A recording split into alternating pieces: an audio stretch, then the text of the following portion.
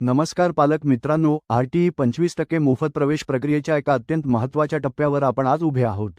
सध्या social media, WhatsApp groups आणि आपल्या चॅनलच्या कमेंट बॉक्समध्ये पालकांचा एकच मोठा प्रश्न पाहायला मिळतोय, तो म्हणजे आमच्या मुलाचे नाव वेटिंग लिस्टमध्ये आहे, आता आम्ही काय करायचे? हा प्रश्न केवळ एका पालकाचा नाही, तर महाराष्ट्रातील हजारो पालकांचा आहे ज्यांनी आपल्या मुलाच्या उज्ज्वल भविष्यासाठी आरटीईचे स्वप्न पाहिले आहे. अनेक पालकांना असे वाटते की वेटिंग लिस्टमध्ये नाव आले म्हणजे आता प्रवेश मिळणे अशक्य आहे.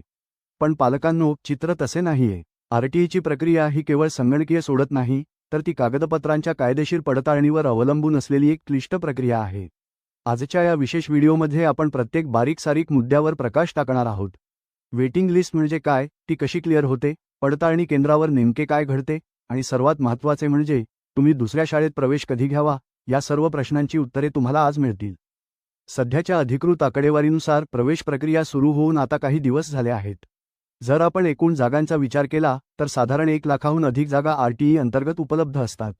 आजच्या घडीला हजारो पालकांनी आपले प्रवेश निश्चित केले आहेत. आज चौथा दिवस आहे आणि बघू शकता 1553 या ॲडमिशन कन्फर्म झालेले आहे, म्हणजे यांचा प्रवेश हा फायनली निश्चित झालेला आहे. अजून भरपूर ज्या ॲडमिशन आहे जसे की 1,05,811 एवढ्या ॲडमिशन व्हायच्या बाकी आहे. सध्याच्या अधिकृत आकडेवारीनुसार प्रवेश प्रक्रिया सुरू होऊन आता काही दिवस झाले आहेत. जर आपण एकूण जागांचा विचार केला तर साधारण 1 लाखाहून अधिक जागा आरटीई अंतर्गत उपलब्ध असतात. आजच्या घडीला हजारो पालकांनी आपले प्रवेश निश्चित केले असले तरी अजूनही 1 लाखपेक्षा जास्त जागा रिक्त आहेत. ही आकडेवारी आपल्याला काय सांगते? ही आकडेवारी हे स्पष्ट करते की अद्यापही प्रक्रियेची केवळ 10 ते 15% वाटचाल झाली आहे. बऱ्याच वेळा पालकांना वाटते की पहिल्या लिस्टमध्ये नाव आलेले सर्व विद्यार्थी प्रवेश घेतील. पण तसे होत नाही. मागील 5 वर्षांचा इतिहास पाहिला तर प्रत्येक वर्षी पहिल्या यादीतील किमान 30 ते 40% जागा रिक्त राहतात आणि त्या जागा वेटिंग लिस्टमधील विद्यार्थ्यांद्वारे भरल्या जातात. त्यामुळे जर तुमचा नंबर वेटिंगमध्ये असेल तर तुम्ही शर्यतीतून बाहेर पडलेले नाही आहात, हे आधी मनाशी पक्के करा. आता आपण सर्वात महत्त्वाच्या मुद्द्याकडे वळूया. वेटिंग लिस्ट क्लिअर का होते? याचे मुख्य कारण आहे डॉक्युमेंट व्हेरिफिकेशन, म्हणजेच कागदपत्र पडताळणी. आरटीई पोर्टलवर फॉर्म भरणे सोपे आहे, पण त्या अर्जात दिलेली माहिती पुराव्यानिशी सिद्ध करणे खूप कठीण असते. अनेक पालक रेंट ॲग्रीमेंट सादर करतात, पण ते नोंदणीकृत नसते किंवा फॉर्म भरण्याच्या तारखेनंतरचे असते. आरटीईच्या नियमानुसार करारनामा हा ठराविक कालावधीचा आणि वैध असावा लागतो. फॉर्म भरताना अनेकदा सायबर कॅफेमध्ये चुकीचे लोकेशन निवडले जाते. जर शाळा आणि घराचे अंतर नियमापेक्षा जास्त भरले तर पडताळणी समिती तो अर्ज थेट बाद करते. उत्पन्नाची मर्यादा आणि दाखल्याची वैधता यात थोडीही चूक झाली तरी प्रवेश नाकारला जातो. नावातील आणि जन्मतारखेतील चुका, आधार कार्ड, जन्म दाखला आणि आरटीई फॉर्म या तिन्हीवर माहिती एकसारखी असावी लागते. यात तफावत आढळल्यास दुरुस्तीला संधी मिळत नाही.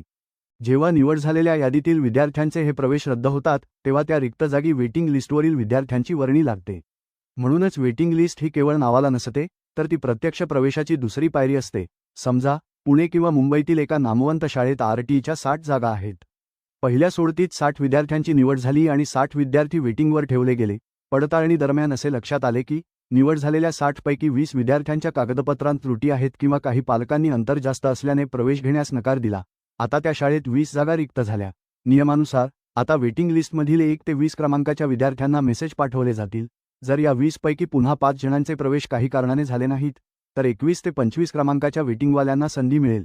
याचा अर्थ असा की तुमचा वेटिंग नंबर कितीही असला तरी तो शाळेच्या एकूण जागांवर अवलंबून असतो. मोठ्या शाळांमध्ये जिथे जागा जास्त असतात तिथे वेटिंग लवकर क्लिअर होते. ज्या पालकांचा नंबर वेटिंगमध्ये आहे त्यांनी हातपाय गाळून बसण्यापेक्षा ह्या गोष्टी कराव्यात. तुमचा नंबर लागल्यानंतर धावपळ करण्यापेक्षा तुमचे सर्व कागदपत्रे आत्ताच एका फाईलमध्ये लावून ठेवा. तुमचा रहिवासी पुरावा, जात प्रमाणपत्र, उत्पन्नाचा दाखला हे सर्व अपडेटेड आहेत का ते तपासा. किमान 20 ते 25 तारखेपर्यंत तरी संयम राखा. घाईघाईने मोठ्या शाळेत लाखो रुपये फी भरून प्रवेश घेण्यापूर्वी आरटीईच्या दुसऱ्या फेरीची स्थिती पहा. जर तुमचा वेटिंग नंबर खूपच जास्त असेल तर मात्र तुम्ही समांतरपणे एखाद्या साध्या शाळेत कमी फी भरून प्रवेशाची चौकशी करून ठेवलेली बरी, जेणेकरून मुलाचे वर्ष वाया जाणार नाही. मात्र ज्या पालकांच्या अर्जावर नॉट सिलेक्टेड असे स्टेटस दिसत आहे त्यांनी वस्तुस्थिती समजून घेणे गरजेचे आहे. अशा पालकांचे नाव लागण्याची शक्यता अत्यंत धूसर असते, कारण जोपर्यंत वेटिंग लिस्ट संपत नाही तोपर्यंत नॉट सिलेक्टेड विद्यार्थ्यांचा विचार केला जात नाही. त्यामुळे जर तुमच्या पाल्याचे नाव यादीत कुठेच नसेल तर मुलाचे शैक्षणिक वर्ष वाचवण्यासाठी तुम्ही तुमच्या भागातील चांगल्या शाळेत तात्पुरता प्रवेश घेऊन ठेवणे शहाणपणाचे ठरेल.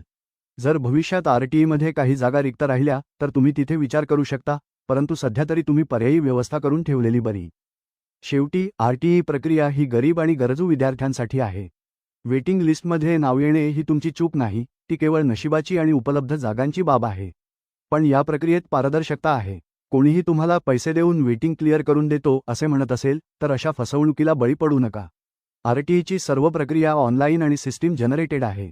पालकांनो, तुम्ही तुमच्या मुलासाठी घेतलेले कष्ट वाया जाणार नाहीत. जर यावर्षी नंबर लागला नाही तर खचून जाऊ नका. शिक्षण महत्त्वाचे आहे, मग ते आरटीईमधून असो वा इतर शाळेतून.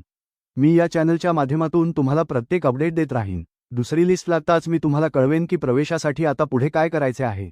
या पुढील प्रत्येक अपडेट, तारखांमधील बदल आणि लिस्ट लागल्याची माहिती आम्ही आपल्या चॅनलच्या माध्यमातून देतच राहू. त्यामुळे चॅनलशी जोडलेले राहा. ही महत्त्वाची माहिती इतर पालकांपर्यंत शेअर करा आणि चॅनलला सबस्क्राईब करायला विसरू नका. धन्यवाद आणि आपल्या मुलांच्या भविष्यासाठी खूप खूप शुभेच्छा.